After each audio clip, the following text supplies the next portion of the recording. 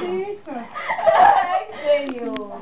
Eu tô filmando, pode continuar aí. Ó, dona Maggie. A dona Maggie. Mãe, ela tá filmando. Essa vai direto pra dona Hebe. Falou? Loura. Vai, cara. O cheiro. Mas mãe, não olha não, tá vendo? Fabiladinho. Fabiladinha, tirando.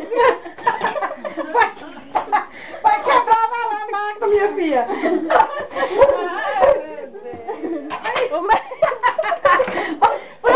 Olha lá, passa tudo lá, ué.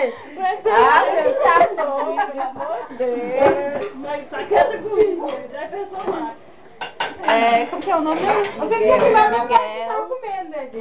Esqueceu, não foi? Menina linda.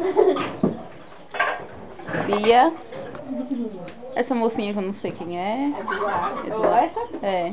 Nega. É filho do pai de Raimundo. Tio Raimundo? Raimundão, não é filho dele, né? É? A mais nova. Sim, a moça. Ah, de novo? Não, meu filho, meu Deus. Deixa eu gravar uns 2 minutos aqui. Ah, quer dizer que aquele dia Helena é a mais nova. Cadê seu pai? Sua mãe? Ficou ainda, eu acho que ele vai gostar. É sobrinho do Tio Raimundo, é? É. E a outra é noiva com aquele rapazinho. Mora lá em São Paulo. Miguel. Denita? Não, fica não é mesmo, o pai dele. Gonzaga.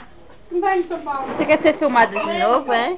A filhada da dona Hebe. Fala, beijo, tia. Fala. Não, foi isso não. Não quero. Lá em São Paulo. O povo lavando a louça. Ele não vai estar lá quando o dele.